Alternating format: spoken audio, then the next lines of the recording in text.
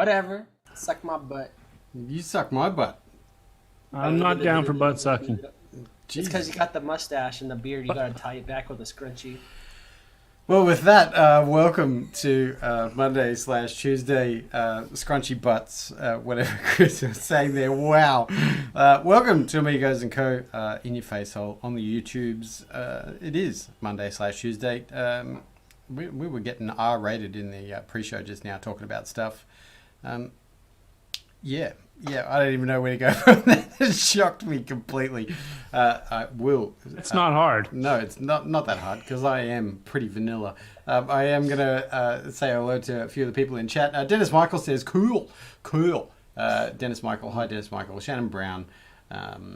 Connie's here. Hello. T. Gatz was the first one here, by the way. He's also a Patreon. Oh, was he now? Oh, it's not coming up on my chat. That's because it was so long ago. Right. Yeah. That that YouTube's just wiped it off the record. Scandalous. Shannon Brown, Chris Vandal. It's almost Tato time. Chris Vandal's here. Amigos and Co is here. Owen is here. Neil Pitts is here. T Gets. There you go. T Gets with the blue spanner. Did I say Erwin? I did say Erwin. Great Wombatsky is here. Ern is here. Yo-yo. Yeah, we just have that nice little family here for the YouTubes. It's really hot. What are you doing, Step Amigo? What's that? I said, what are you doing, Step Amigo? Step Amigo. Yeah. Sorry, I had to think about that. I've currently got my window closed because it's blowing a gale outside, but it's also around about 30 degrees or something. So it's going to get hot. I'm going to get sweaty. His shirt might come off. I can't, I can't promise that anything will happen. But yeah, Chris Vandal, how are you? Good. Thank you. Stephen Legion, how you doing, dude? Oh, when Chris did that, it just kind of reminded me of so many courtroom scenes. You know, where you have the hoodlum from the street. He's wearing his flannel, but it's buttoned up. His hair is parted down. It's like, is that your name? Yes, sir. And were you attending the vicinity of the event when it happened? Yes, sir. My pants were down. May or may not know what that is. Yeah. You get those things where the lawyer tells you like to say as little as possible, meaning don't add extra details, and they break it down to like just single words. Yes. And be polite. Yes, ma'am. No, ma'am. I've watched plenty of Judge Judy to know I don't want an old white person yelling at me. Please tell me that she's retired, right? She's not. She started a new show. It's called Judy's Judge or Judgy Judy or some shit. And then there's a big outroar in the United States about it because their bailiff from the original show wasn't offered the position of the bailiff on the new show. See, if she's gonna have a date myself here, but she should have Bull Shannon as a bailiff. Didn't that person like die? No, it's still around. Did another person die and I didn't notice? It happens every now and then. Who's the Bull Shannon? I feel so out of the loop. Oh no, he's still alive. There used to be a really, really cool show called Night Court, and it's actually the show. This is how old it is. The guy who played Data was in it before he was in Star Trek, and it was a sitcom, right? But Bull Shannon was this like 6.5, 7 foot tall, bald headed, really mean looking bailiff. My mentality of like an 8-year-old, right. And like really, really, really fun and friendly, but he looked scary. Yep. Yeah. And I thought that, going off on weird tangents. I'm old. That's what the point is. The point is I'm old. I remember that show wasn't on in prime time at all. It was always on like very late at night here in Australia. Maybe. Night Court. Yeah. Well, clearly. Oh dear. Had a huge impact on me when I was young. I can always know the theme song when they play it somewhere or something, but I always forget what it's for. Because that's like when I was growing up, because that show was like what, 80s, like maybe early 90s. Early 90s for sure. Yeah. No. Yeah. Like late 70s. No. No. Yeah. No. Look. But I remember because, like, I was born in '86, and I grew up, and like, without cable TV and stuff. So that was like the TV that's always on, reruns. So I always knew Night Court, and it's like Tintin Night Court, and it's like, oh, okay. But like, I don't remember too much specifically. 84 to 92. So you guys are right. 84 to 92. There you go. Yeah. That was the golden years, 84 to 92, no doubt. And did you just say you were born in 86, Vandal? I was born in '86. That is... I don't know what that is in Australian time. Out of but control. I think it's like 2 p.m. Yeah. I feel like I shouldn't be here anymore. Like, you're underage, and this is just highly wrong and irregular. I'm 35 now, man. Can't you tell by my bad hairdo? Yeah, but the weird thing is my niece is also 35 and has a 14-year-old, and that freaks the fuck out of me. Because I was there when she was born, and I changed her diapers and the whole deal. I'm just like, you should not be old. If you're old, then I'm really old. Yeah. I was recalling age recently, and when my son was born, I was 40. That's crazy. Very, very crazy. It only gets worse. Yeah.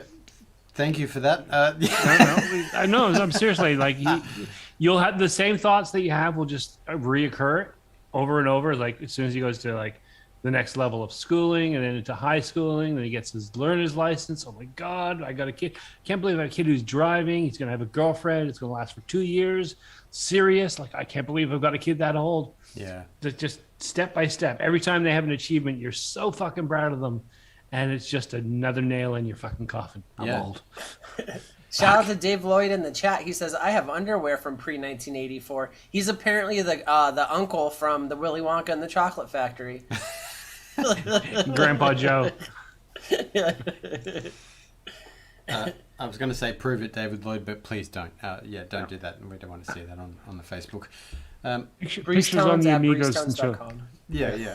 1984 at breezetones.com. Yeah, send me an email. No, don't do that.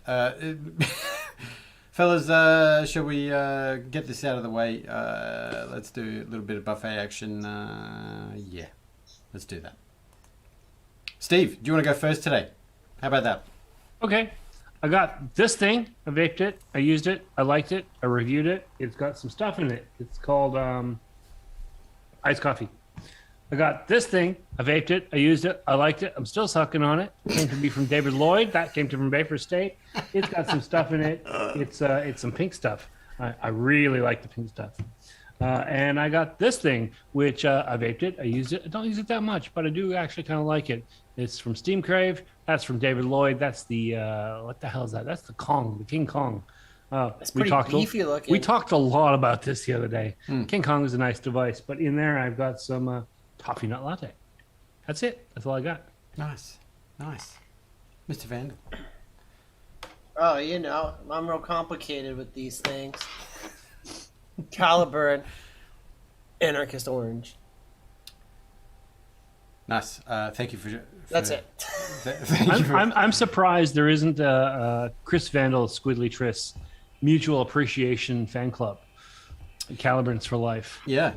Calibros. That great. Now I have a bad idea for a tattoo next time I get drunk. No, it's just so easy to do it. And I gotta tell you, when you first started out vaping, long story short, anyways, it was always cool to walk around with a device, chucking big fat clouds and stuff like that and all that. But now that, I'm 30, not that age really has anything to do with it. Because, look at Steve. He's 200 and he's got these big mods and stuff. But he doesn't walk anywhere, So, It's true.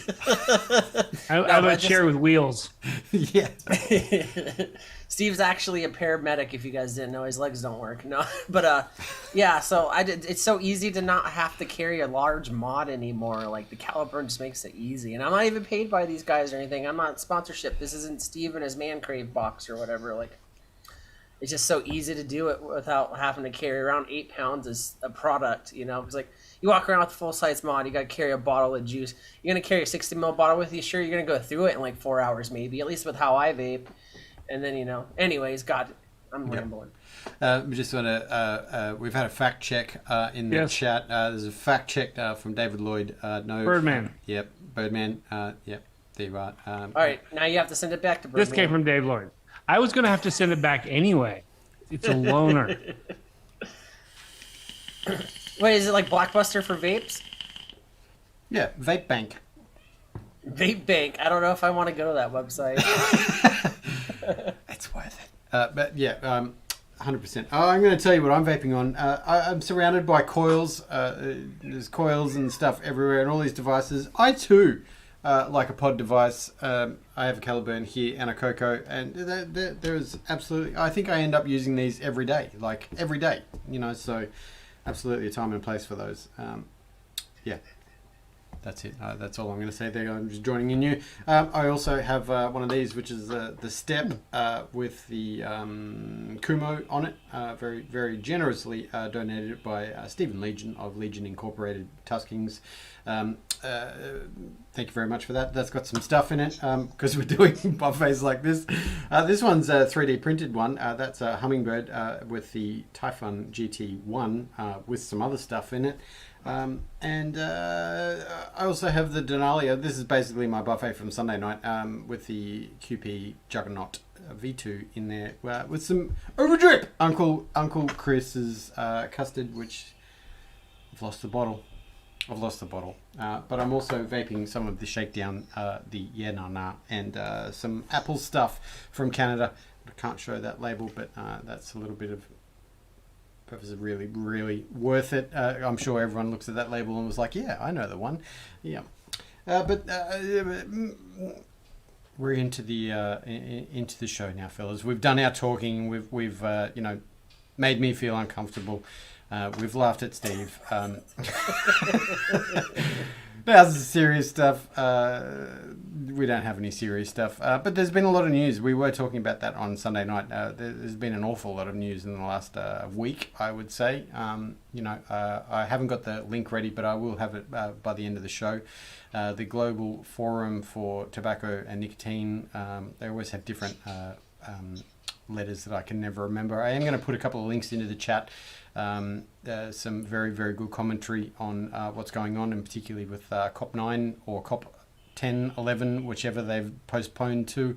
Some really, really good stuff by Ethan Nadelman and Derek Yott, the outgoing head of Foundation for a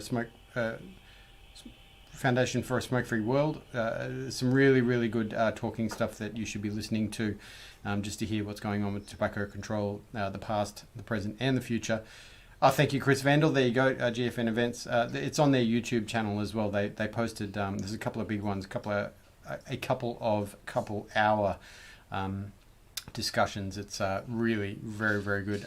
You can say what you like about certainly like someone from Derek Yott, who was part of the WHO back in the day, and then changed tack when he went to Foundation for a Smoke-Free World and set that up. And he had some like compelling words to say about why WHO never kind of embraced. Those are the best people to ask the opinion of, because they know how both sides of the coin are, you know what I mean? And if they're willing to like go back on anything that they like said before and give you a new insight on it because they know how it works on the inside, that's probably the person you should be listening to. Yeah, really, really good. Surprising, actually, like to hear someone so eloquently talk about why the WHO has not embraced harm reduction in that place, sphere, whatever you want to say. It was just mind-blowing, absolutely mind-blowing. But I'll put those links in there. Thank you for Chris to putting those ones in there. There's a couple of ones that'll take you right to the YouTube pages and the clips as well. So I'll put those in while you guys are yapping away. Most recently, obviously the UK and the talk about the NHS and nicotine VAPs, being done on the service there for residents of the United Kingdom is huge, really, really big. Sorry, I was just reading that. Neil Pitts is saying, Chris, I was reading that the nicotine tax has been removed from the spending bill. That's the ginormous tax one that's happening for you guys in the US, right? Yeah, so what's going on right now is like the UK forward thinking with their health, because health is a social issue there, not a money issue, is they're going to remove the taxing on vaping. On e-cigarettes, they're also talking about trying to, I put the link in the chat for a BBC article, but what they're going to do is start prescribing. Well, that's the plan. Is they're going to start prescribing vapes to people that are cigarette smokers to get them off. And it's like it means that. So right here, just a quick little thing. It says that it can mean England becomes the first country in the world to prescribe e-cigarettes as a medical product, because technically in Australia they're not considered a medical product, right? No. So yeah, what they're going to do, and then they do not. So they're going to do a lot of stuff, and it's like it's estimated that in 2017 the government started promoting them as a part of its Stoptober campaign to stop people from smoking cigarettes, and then it's estimated that 3.6 million people use e-cigarettes. Most of them are ex-smokers, and then in 2019 in England, about almost 64,000 people died. So it's almost 100,000 people died from smoking cigarettes, like cigarette-related causes and stuff. So the UK, like all of us here, we know what it is. We've shared the posts, we've shared the things on Instagram and stuff about, there was vape shops in some hospitals and stuff like that. They're doubling down on it now. Yeah. And I think that we were talking about pre-show. What is it? Smoking of cigarettes is down to 10% of the population in the UK. 13, yeah. 13%. Yeah. 13%. Yeah. That's less than you tip your waitress. Like that MP that brought up those facts was also saying that it's the lowest it's ever been, but it is still the number one biggest cost to their health system is smoking related illnesses. So that's still astounding. If I can elaborate a little bit on that topic, because when I saw that news, I wasn't quite sure. I had many questions, and I was like, I don't know how that's going to work. My biggest concern, and I'm sorry if I'm repeating this to people that might have seen it on Sunday night, but my biggest concern was like, well, if their products are going to be put forward for approval, to be prescribed as such, what will happen to the rest of the market, because there's so many different, or the open vapor system and all that. Yep. I actually had someone chime in. Sorry, Chris. Sorry, I keep trying to apologize for interrupting you. Sorry. No. I had a very concise answer offered to me from, and I can't remember her handle, but she is the one of the heads of the New Nicotine Alliance in the UK, who said that that's the brilliance of the UK market, is that it's a two-tier system. So that prescription and approval, for things that will go through NHS will be that, and that will be the future. But it will also mean that consumer products will remain. So that's the biggest one. Harry Shapiro, people will know him as one of the top advocates, I guess, in harm reduction space. Then also chimed in and said, yes, this is he has many questions as well, but it's looking pretty good. The biggest ongoing I guess part of the discussion is getting doctors on board. You can easily go to that link that Chris put in the chat there. If you have a look at the BBC's post on Twitter and you look at the comment section underneath, it just looks like any anti comments there, but a lot of those people, if you click on their profiles, are in the UK alone, so the misinformation there is very strong, and it's no different than anywhere else in the world, but that's ginormous news. One big thing about this too is like they're saying like this is funny because like this is the kind of arguments we should be having everywhere, but the biggest argument against it is like, why should the government out there in the UK provide these products that smokers are so happy to buy on their own? It's because when it comes from a medical source like a doctor or something like that, you trust it a little bit more. You have these people that they've been smoking for years, or they're older people that don't have too much education on the stuff. You feel a lot more comfortable trying something that your doctor's going to give you than going to a store, because like I can imagine being like imagine being like an elderly person or someone that's not too social with stuff like this or anything, and walking into a vape shop and hearing bad techno or seeing all these tatted up dudes blowing out these clouds and stuff. It would probably push you off from it. But the good thing is, like, this is the way it should be. Is like they're not going to prescribe you like an anarchist juice or like another brand or like a Breeze Tones juice. They're going to prescribe you something that's going to help you start, and that's going to get you to start trying it. and then you become more comfortable with it, and then you go find what works for you. Yeah. And this is like a big deal. And this is why like people like, why were they doing it if it's already working? Why would you do this if it's already working? Why spend time on it? Because you're going to help get that last 13% of people that want to switch. It makes it a lot more comfortable, and it gives them it opens the door for them to go and look for, to explore the products, to see what likes them, what I mean, bring them into maybe the hobby side of it or whatever. But and all around, it's a good thing. And this is the kind of arguments they should be having in all the governments that are, out here trying to regulate e-cigarettes in like these stupid ways. And it's funny, as we were talking about this before the show, before we came on, I was talking to Adam, and I was like, it's crazy how like in the United States it's been so embedded in people's brains that like it's bad. Where are the facts? There's no facts behind it, but it's bad. I saw it on the news. It's bad. And like, so you see in the United States, like CNN and like all these other outlets and stuff like this, for example, are like, oh, they're going to prescribe it. And you see all these angry reactions to it. Like, oh my God, it's terrible. The government really is trying to kill you. It's like, the government's not going to try and kill its people purposely like that in a mass thing. How the fuck are they going to pay for anything if your dumbass isn't going to pay taxes? Like, shut up. Like, look into the fucking facts of it and see what's going on. And it's crazy how like it's the damage is done in the United States. Like the people that don't want to see like these things, or they think it's bad, a lot of them are set in their ways. Also, 99% of the people that believe that it's bad and will follow that are people that will never either use it or never need it. So like why it's like what someone else eats doesn't make you shit. Excuse my bad analogy, but you know what I mean. Like they're breaking away from the opinion pieces of stuff and just hitting with factual knowledge, because it saved them so much money of people like not smoking and getting sick, COPD, or getting lung disease or lung cancer and stuff like that. So have you noticed that when Chris talks, he does not stop to take a breath at all? No, he can breathe through. I breathe through my ears. Yeah.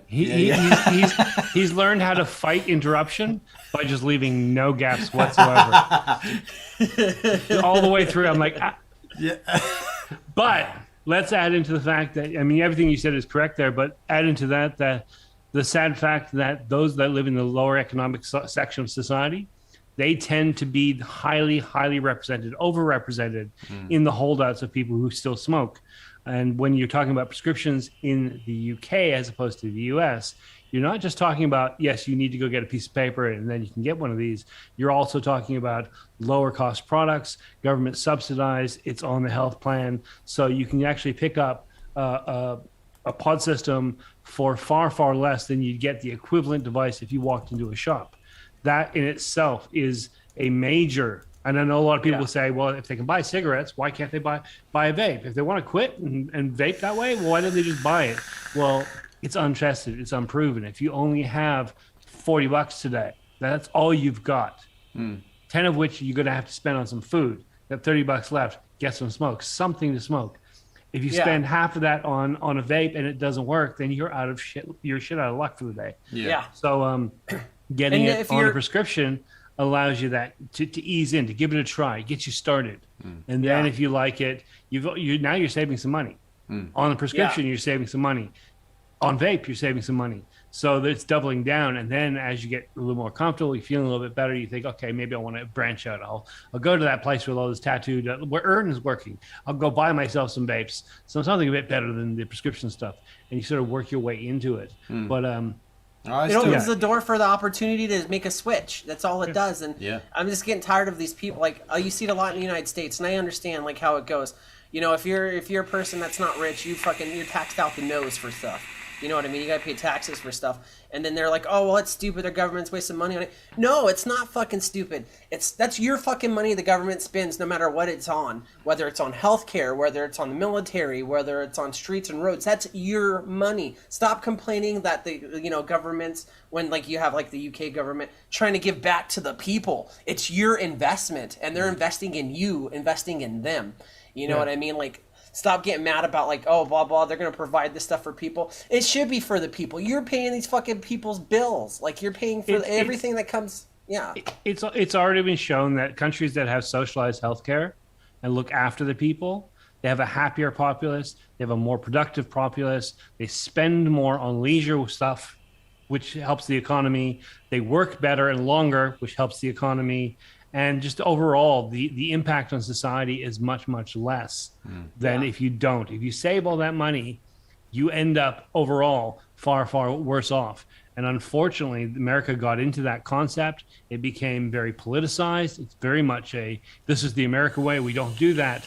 Socialized medicine is viewed as being ultra communist. It's slightly communist, but that's not necessarily a bad thing. But they view it that way. And so it's just like they won't even think about it. They won't even question it.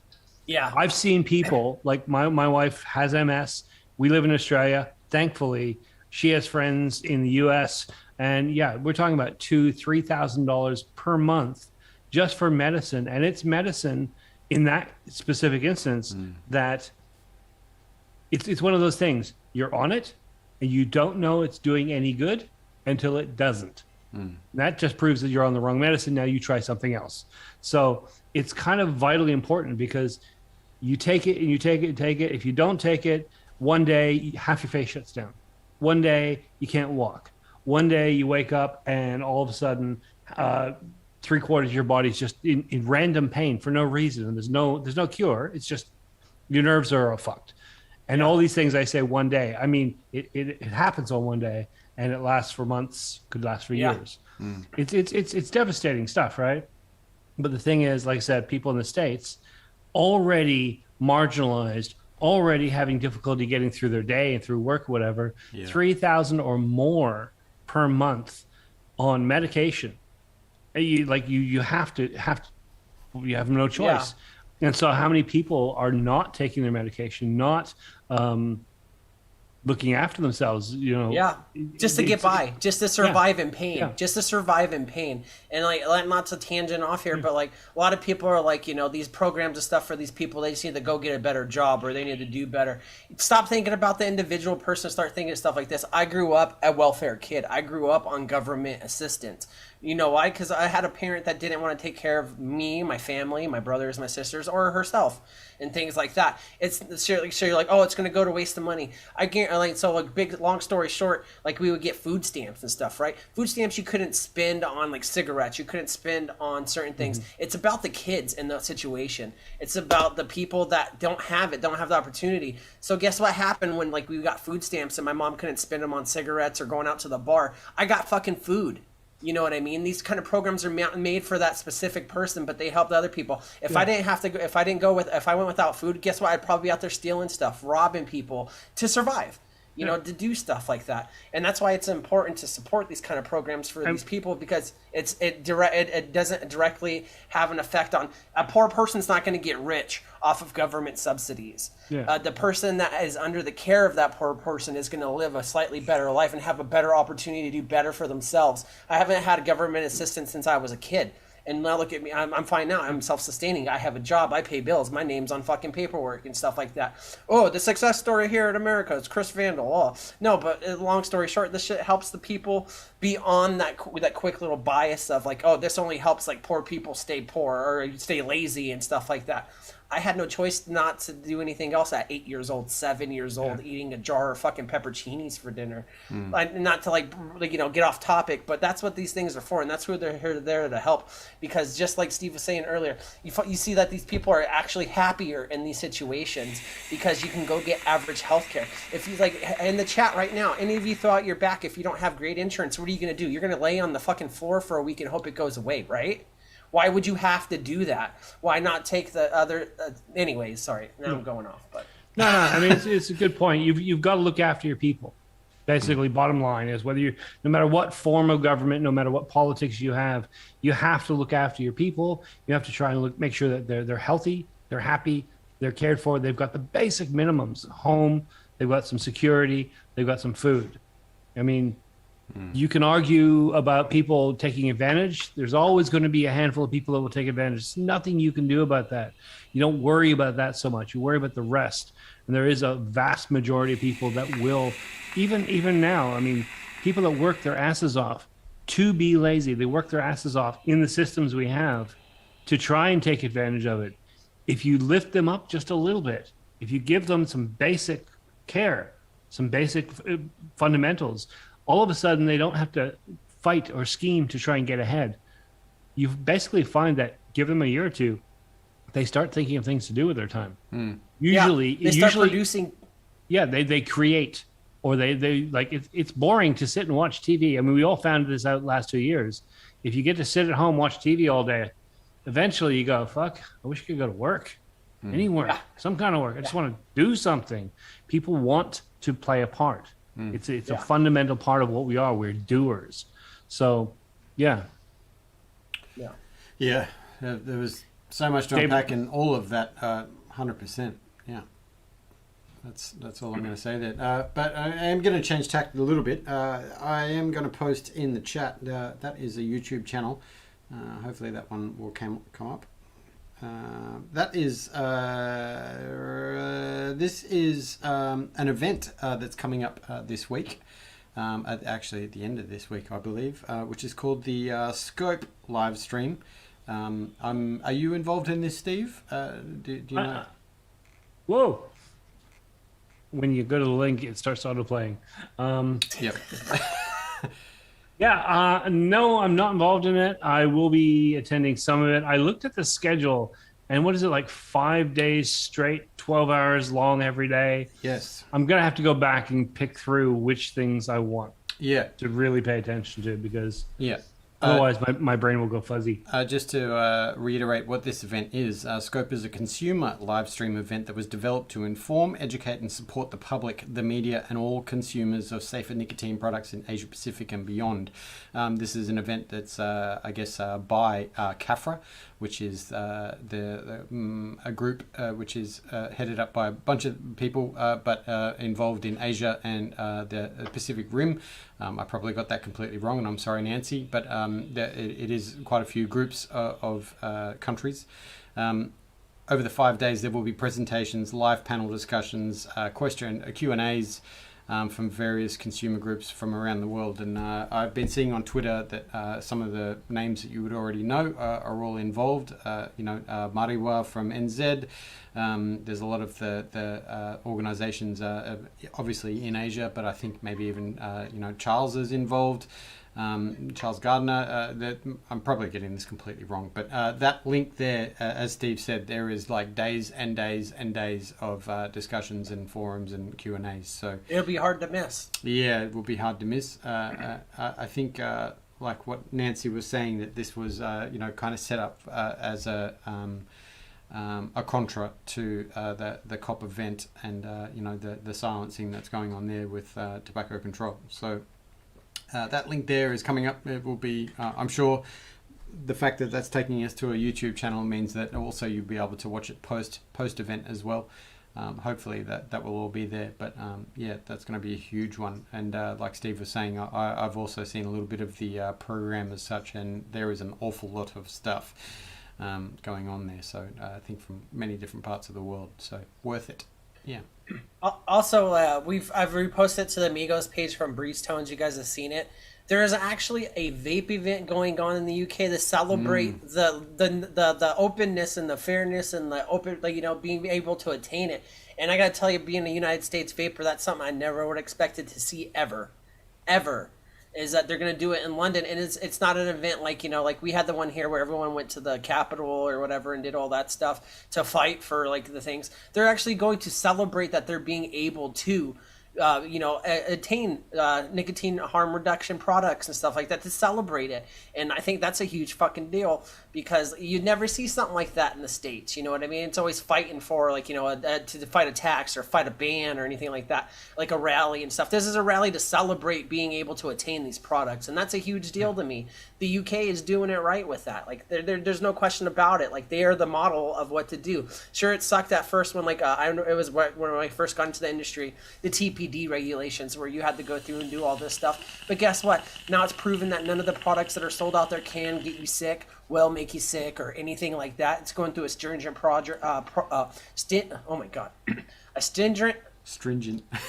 stringent process to prove that the products that are out on the shelves are great for you. And I don't see anything wrong with that. That's just to prove that, you know, you're getting your products that you want, that are proven to be safe for you. And now they're having rallies for the celebration of vaping. It's like, imagine back like 8 years ago, if you're a United States person, back when you used to go, imagine like a cloud comp at a vape shop, but for the whole city of London is going to go and converge on this, and people from around the world to go out there and blow their strawberry cupcakes up each other's butts and just enjoy it. Yeah. Like, you know what I Well, mean? the UK used to have a number of different events throughout the year, and they were like quite regular for like almost a decade there. And a combination of COVID and just financial stuff really killed them off. So I think they're really looking at coming back with a vengeance. Like, Yeah. we've dealt with COVID, we've put it away. Haven't really, but we've tried. And bringing it back, which is good. It's just for the fact that the rest of the world can watch and see that, you know, like you said, we're celebrating this stuff. Yeah. Sorry, Steve. I was going to say, speaking of celebrating, there is something to celebrate. Dr. Colin Mendelsohn, who you should all know is one of the leading lights of advocacy in the Southern Hemisphere, has been hard at work for the last 6 months or so, compiling and putting together a new book, which has just been announced. It should be out anytime soon. I'm not sure where you're going to be able to get your hands on it. It's going to be in a paperback version. It's also going to be there'll probably be a Kindle version. We'll have to wait and see. And it's called Stop Smoking, Start Vaping. And it's basically it's a YouTube channel in a book. It's everything that you're going to need to know, with some anecdotes, with some personal testimonials, and just a breakdown step by step of various things. He's not going to get into how to build coils or how to re-wick or specifically what device to buy, but he's going to give you a sort of like broad strokes of where you need to go, what you need to do. It's actually a really cool thing. It's one of those things where up to now we've been telling people, like friends and family, oh, you should quit smoking. Yeah, I'm thinking about that. Here, have a kit, have some juice. Here, let me write down a YouTube channel. Now you can go here, have a kit, have some juice, have a book. Yeah. Read the book first, and then start playing with that gear, and it'll help you. I actually really, really like that idea. Yeah, thank you, Chris. That link, I'm pretty sure it's going to be Amazon, and there's a bunch of things that Colin said, so it's going to be available all over the world. And the other good side of that is, yes, he'll probably be talking about the things that are happening here in Australia, but that information will be, able to be used anywhere in the world. So that's the really, really good thing about it. Colin is a legend, and outstanding stuff. That's very, very, very good. Probably, like I said, at a time that it is needed most. So nice, rational voice. And of course, Simon Chapman couldn't help himself. He had to make a tweet talking about, and that's basically what he said. So good job, Simon Chapman. Yeah.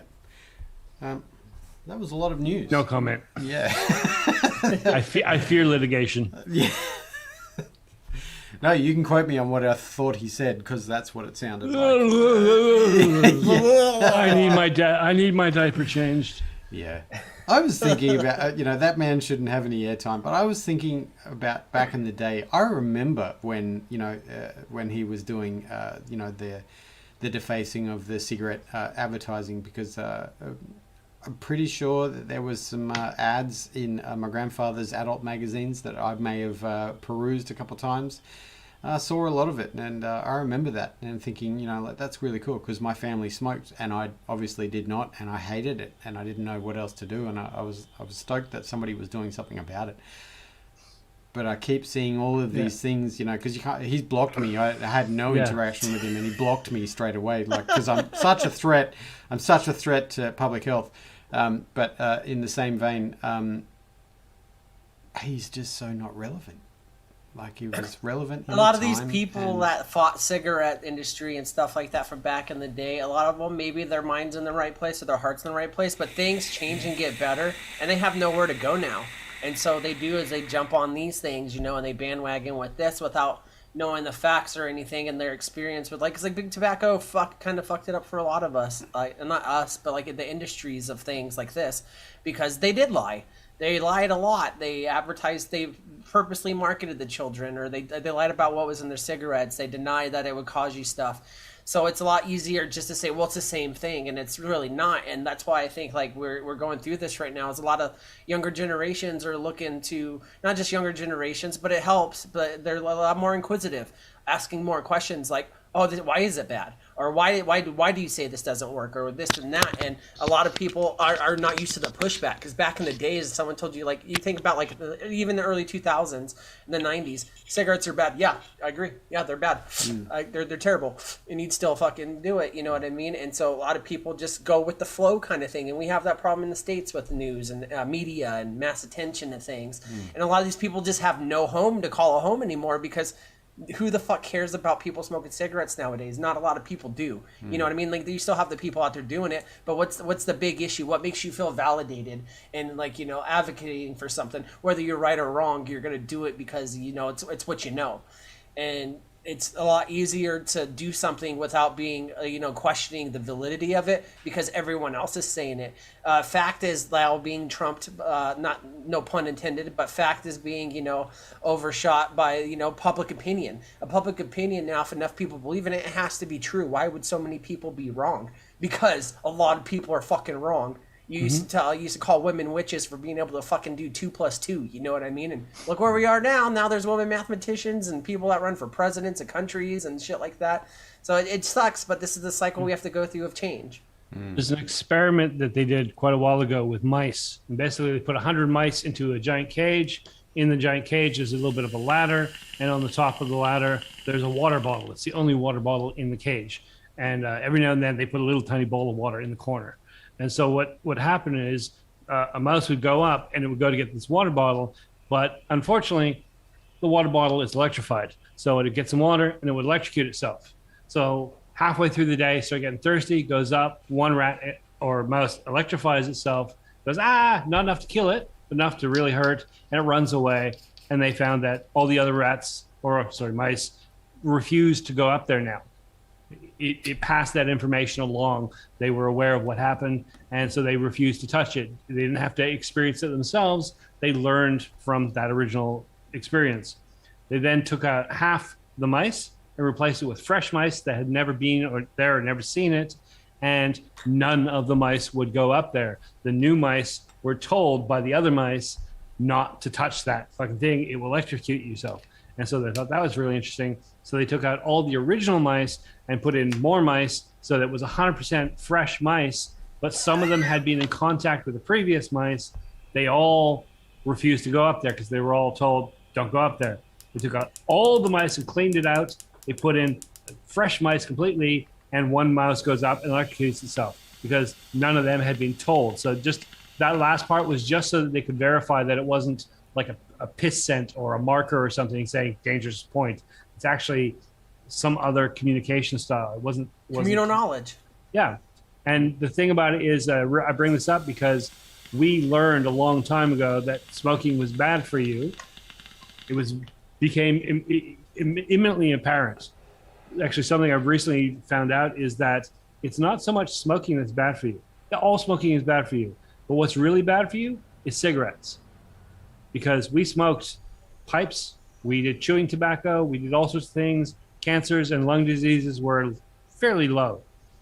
They went from 400 a year to something like 6,800 in 2 years. When cigarettes were mass marketed, when they were produced. So it's tobacco, it's cigarettes that are really bad. But the point is we discovered all of that, we learned all of that, and then that information spread in our way. We're not mice. And now it's almost like if you took that water bottle away and the mice would never go near any water bottle ever again because they're dangerous. That's the point we're at, where people are just relying on past knowledge. That's not personal knowledge. It's not experimental knowledge. It's not anything other than received wisdom. And it has no basis because the format has changed. The whole system has changed. It looks like smoking. It's got nicotine in it. Therefore, it must be just the same as that thing my parents warned me about, that thing Mr. Chapman warned me about, that thing Mr. Glanz I'm going to leave out the T. Mr. Glands warned us. Stanton Glands. Indeed. That's what I call him now. Yeah. Indeed.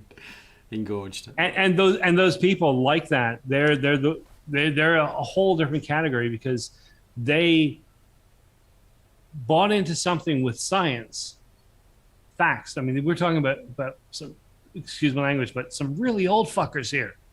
And so when they started, the fight was serious. There was a serious issue, and nobody was paying attention to it, and nobody was taking it seriously. So they had a big fight in front of them. They had to do some serious ground level science, and they started with that.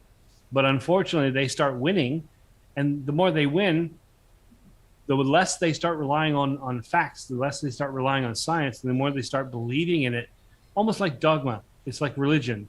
And so that's where you have someone like Lance who's just, inhaling. He's not against smoking.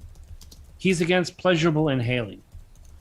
Let's be clear. He doesn't care what you're doing. He doesn't care how you feel. He doesn't care what effect it's having on your health. That's irrelevant. Those are just excuses that he'll make. He doesn't want you to pleasurably inhale something because, you put something in front of him and say, look, here's the facts, here's the science. It's pleasurable. It's inhalable. It tastes good. There's very few downsides. It's much, much safer. Based on who he was 30 years ago and what he presented, that person, if you presented them with something that was 95% safer, would have been like, whoa, that much safer. And you have the data. Go through the data. Wow. Well, we really should push this. They're all smoking. We should push this shit. That'll stop them smoking. He would have been on board. I almost think that with specifically Glantz and probably Chapman, there's a bit of a resentment that they didn't come up with it. That they don't want to say that, that they could be not necessarily wrong, but that there are other options out there. And then when you find a hill to die on, that's what the fuck you're going to do is die on that hill. Well, I don't know if it was Michelle Minton talking about it, but there was another Twitter thread that was talking about that, and particularly with the science. The playbook of get away from the science, take the attention off the science and put the attention on the kids, because that's something that resonates with everybody. Science is, unless you're in it and reading it, most people don't want to, go into that because it's too boring, too tedious, but put the attention on kids, then it's much easier for people to form an opinion about that, hence why it's always going back to the kids. It's always about kids when you think of things like this that are it's things that you use in your personal life on your own. It's always like anything you can think of. There's at least one point somewhere where there was some kind of argument point or talking point where it involved like children and things like that. It's like kids are gonna go out and do stupid shit. Like no, they know. But like I remember being 14, 15 years old, passed out in a fucking alfalfa field in the city of Pahrump after drinking a whole bottle of vodka, not knowing any better. You know what I mean? Or I had to learn my own way. And I'm not saying that everyone has to go through that experience, but you're not going to stop people from exploring and choosing to try different things, whether you're of age or not of age. It's going to happen. And I think that's one of the biggest things about it too, is like you're telling me that I don't have the right to go and explore to find what works for me. You know what I mean? Or what because you don't like it, it's not fair that you get to tell me that this is how I should do it or this is how it should be done. Yeah. Can I just point out there is a positive spin to this, a silver lining to this nasty cloud we're all under, which is sort of like take the long-term view of this. Glantz and Chapman and that, they are dinosaurs. They're literally dinosaurs, and they're still making a big noise, but eventually they will stop moving, they will fall down, and we'll forget about them. They'll turn into oil.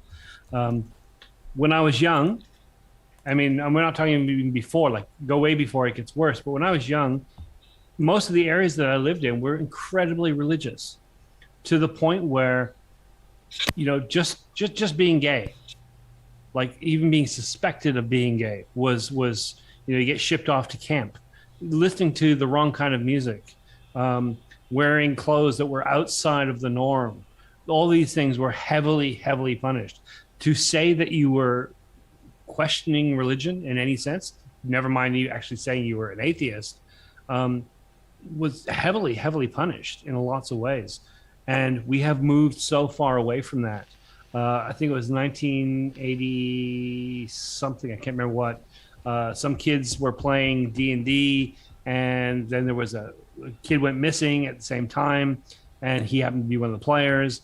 And the cops and the police and the news, and then an author, and there was a movie all about it. They all started trying to collate D&D with murder and mental instability and vague satanic rumblings underneath, all this stuff going on. And now, here we are 20, 30 years later, D&D is like movies. I mean, it's huge now. It's huge now. Geek culture and nerd culture has just blown up over the last 30 years to the point where the religious objections.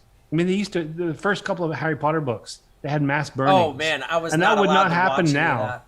Yeah, that would not happen now. We have moved so far away from it, and to being more open, more tolerant, more accepting of different people's interests, not just and it's kind sexual, of crazy but, to think yeah. that like this whole thing of like a normal. What the fuck is normal? Yeah. Tell me, like, what's normal? There's not one thing between the three of us that each of us do that would be the same thing. And like what's happening is a lot of people are going out and they're finding their happiness in things that are like portrayed as negative or portrayed as wrong or weird and stuff like that. But they're out there, they're happy. They're living a life. They're paying their bills. They're going to work every day. And then when they go home, they throw like a 32-sided die and dress up like a dragon or whatever the fuck they want to do. Or they walk around with a Harry Potter one. I got to tell you, every time I've ever seen a picture of somebody at like Harry Potter Land and wherever the fuck it's at, Universal Studios. I don't know. I don't like amusement parks. But I've never seen a person sad holding a Harry Potter wand. Yeah.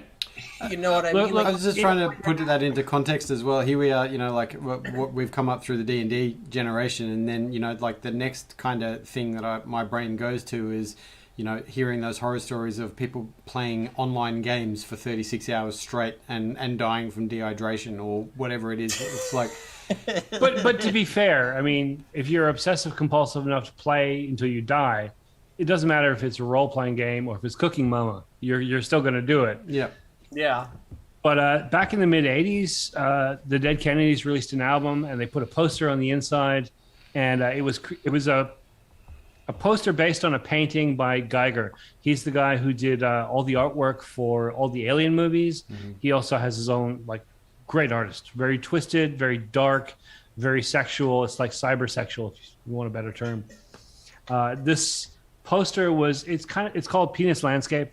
And basically, it's rows and rows of penises, and they're going into bums, but the bums are the testicles of the next row of penises. That's what it is in Geiger style. But it's inside, it's folded up, you can't see it on the outside. It's a poster that went with it, and that came out.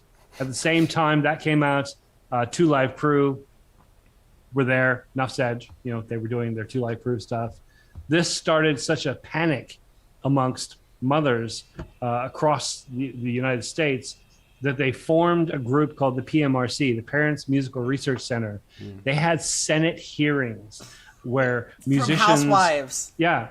Housewives. It was politicians, housewives. It was spoiled Karens before that was even a term. Lining up to interrogate musicians who would have to defend themselves, and record executives and stuff. Dee Snider from Twisted Sister, Jella Biafra was there. That's why you have the warning label on CDs in the United States says explicit content, because they tried to ban music in the 90s. Yeah, they were trying to police the content, and the industry itself decided to self-label to avoid the government being able to interfere. Whole point of me mentioning this is that last year, a very, very large, well-known, internationally popular superstar put out a song about how wet her pussy was.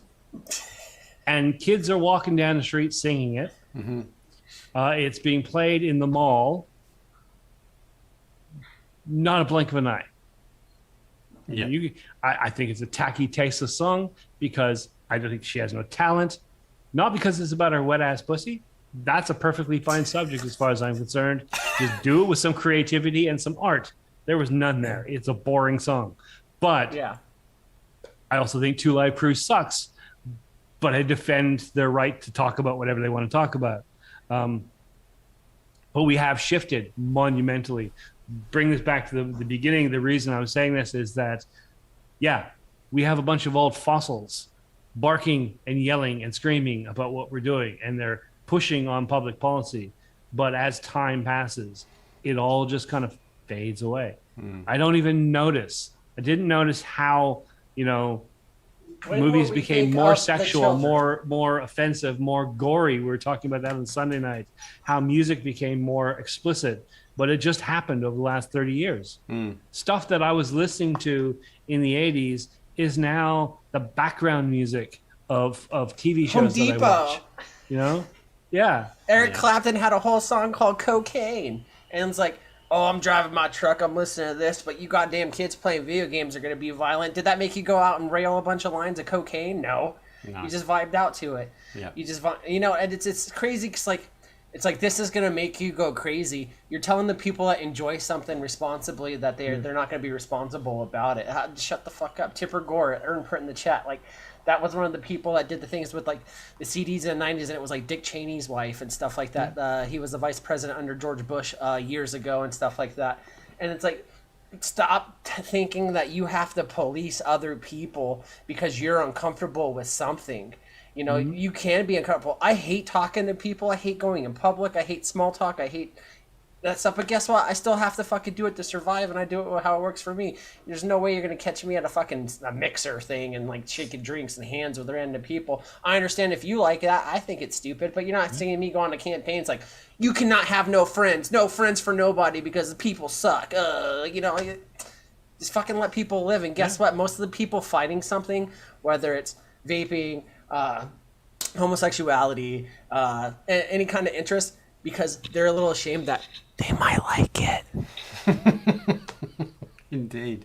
And if you don't like it, guess what? You know how you'll find out? Go stick a thumb up your ass. You'll know if you like it or not. Yeah. Yeah. What haven't we covered in today's show, fellas? I'm just disturbed by Ernest's comment that if that's real, there's a Kids Bop version of WAP. There is. Oh, it's America. You commercialize everything, man. I remember when I heard about that song and I was like, I'm not interested in listening to it. And then I decided to listen to it and I was like, what? I was right before I listened to it. I shouldn't have. Yeah. Yeah. I will never ever jam it on my own, but I was at the Halloween thing my coworker threw at his house 2 weeks ago or whatever, and it came on, and there's catchy parts to it, like the dingly thing in the back of my throat. I'm like, ugh. I'm like, what's wrong with me? Oh dear. Yeah. So it's not gonna stop no matter who says it. But if you got a problem with what someone else is doing, it's more of a projection of what's going on in your own life, in your own head, that you need to work on than trying to tell everyone else that they're wrong. You can only run from things for so long until that shit catches up and slaps you in the face.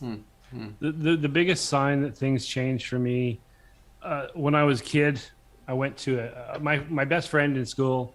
One of my best friends was a Mormon, and so we went to his dance. And there was a very, very high percentage of alternative kids. That's what we called them then. They called them wavers in our town because they were into new wave. We were lame. We went to this dance. We're having fun. We leave, and a bunch of kids from the school start to pick on us. They ended up being a scrap, etc. All because we're weird and alternative, whatever. And then, so the other day, I'm at Kohl's, which is our grocery store, think of Safeway, whatever, and I'm pushing the cart and I'm bopping along. The music's just loud enough. Love will tear us apart. That's Joy Division. Fuck. They're fucking playing Joy Division in the grocery store. The fuck? What the fuck happened to the world? I got the shit kicked out of me for liking this. Yeah. 30 years later. And the best part is, every now and then, I go to the grocery store at a different time, and I look around, and it's like, it's all boomers. They're playing Elvis. Yeah. After school time, Joy Division. A little bit later, it's more contemporary music. They've got the music down. They know when the age groups come in, and they play the appropriate music. Target market. It's marketing. If you want to hear Joy Division, I would recommend anywhere between 2:45 and 4:30 at Kohl's. Yeah. Interesting. Yeah, and it's funny that you brought that up too, because I want to point out the fact that when I was young, I was 10, 11, 12. I enjoyed boy bands. It is what it is. It was cool music, you know, NSYNC, Backstreet Boys, and back then, you know, Ernst put in the chat, he's the only weird kid in sound got beat up a lot. I used to get my ass kicked all the fucking time. I like Backstreet Boys. I like the poppy music and stuff like that. And like, you know, this is kind of stuff that I would never listen to that. And now the same, like, you know, 30 years later, you walk into a fucking Home Depot over the speakers, I want it that way, tell me why. And like, you're like, oh, I'm buying some nails to go hammer the fuck out of this house. Yeah, I'll do some Backstreet Boys. Like, Why did that sound so pornographic? I'm gonna hammer. I'm a pornographic person. I'm gonna hammer the fuck out of you. But yeah, you know, and it's like, You thinking of Justin at the same time? And it was white that was chips. NSYNC. Yeah. But yeah, like you know, it takes time for comfortability to happen, and like I think that's the point of what I'm trying to say is we gotta wait for the comfortability issue to go through, and not to sound really fucking dark, wait for some of these people in these older generations to die off. Like not necessarily physically, but mentally. You know what I mean? Like stop worrying about like, you know, when they get to the point of when you can't worry about what's going on in everyone else's life and you just focus on yourself. I promise you find peace a lot faster. I have one last story. I know we're over time. I have one last story to share with you guys that we can be done with this topic. I lived in Scotland. Scotland had a different musical scene, different kids scene, and when I moved back to Canada, a lot of what I listened to there, what was sort of like common, was considered to be a bit odd, a bit strange. It wasn't metal, it wasn't rock, so it's a bit odd. And I'd also just discovered punk just before I came back. So I end up in this very, very small town. I make a good friend, and I go to the record stores are shit. They're basically shit, right?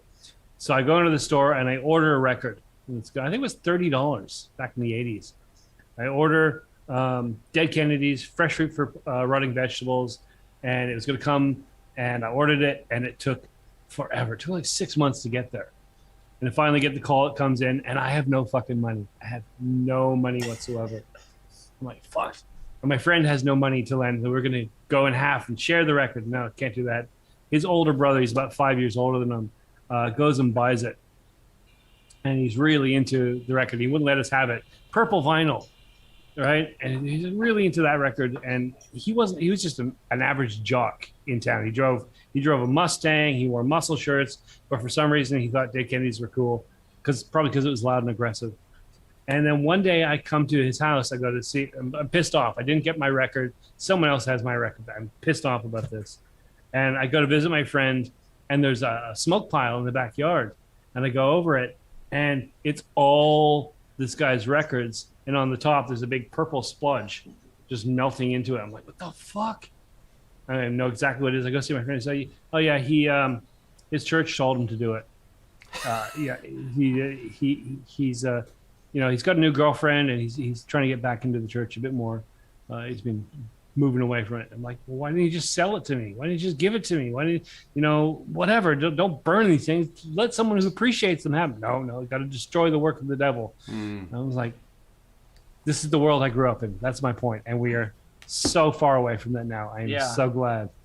Religious or not, whatever it is, if it's like a social group you're a part of, a friendship or anything like that, when someone tells you that there's absolutely nothing for you to learn or gain from something that's an outside perspective or view, that's mind control. They're controlling you, and they're controlling your thoughts. They're not going to let you explore and find a way to make things work for yourself. And those are the kind of people, groups, or organizations that you should probably stay away from, because one day it's not going to work. Everything that worked for everyone else isn't going to work for you. And then when you go to look for help in that group that's outside of the perspective of that, you're not going to get it. You're going to feel even worse about it. You're going to feel bad about wanting to go and find what works for you. And then it turns into a thing to where you hate yourself to want to fucking explore and be who you are. Yeah. Be what you want to do, or do what you want to do. Be who you want to be. It's a massive red flag. Anything that tells you not to listen to people from outside your group, or read books that have opposing points of view, or any kind of information that, like, they really want to build that wall around you. Like I said, the biggest red flag there is, I think. Yep. Adam, are we Gentlemen, done? we're done. We've talked about anything and everything in the show. Good job, fellas, but I just felt like I was a passenger along for the ride. Sorry, Adam. No, not at all. I like that. Awesome. We want to, extend a thank you to you at home for tuning in and listening to our soapbox drama and real life and how it is. We love you, and we will see you next week. Gentlemen, is there any news for the upcoming week in your worlds? Go ahead, Steve. I am a little low on review gear, but that's fine because I got a whole shit ton of things to catch up on to do with another project. Other than that, the usual stuff, which is a couple live streams on Thursday and Sunday, usual sort of stuff. Yep. That's it. Nice. We will be back for a Friday Fallout this week. Next week, I believe we're taking it off. But we're going to have a roast me session. So what we're going to have is Anthony sent me his pictures today. We're going to have Cody on the show. He sent me some old pictures. I'm going to find some old pictures of me in the Lego Club in middle school. Oh. Me with Liberty spiked hair, because everyone was a punk rocker with some 41. They're not punk rock, I know. And, stuff like that. And so we're going to have a roast session and, boat parts and all the good stuff. And, so if you've been around, it's a total crap show. And I want to warn anybody now, because we actually had 2 people that usually only watch the Monday show come through Friday. They had a great time. So I want to let you guys know, if you're comfortable with butthole jokes and Anthony Ramella's face live on the camera, you'll have a good time. He will see this in the replay at some point and get you back for that, but that's half the fun. Awesome. I don't have any news. I'm not even going to pretend that I have news, because I'm just working. That's all I'm doing. But we will see you next week. We will see you on the Friday Fallout. We will see you on the Aussie Vape Show. Yes. Also, lots of other stuff, and I'm sure we'll see you on the Intergoogles as per normal for the community and the chats and all of the streaming stuff that goes on now. So thank you very much. We will see you next week. I've said that 14 times now, and See you next Monday/Tuesday, isn't it? that's right. That was scary. Yeah.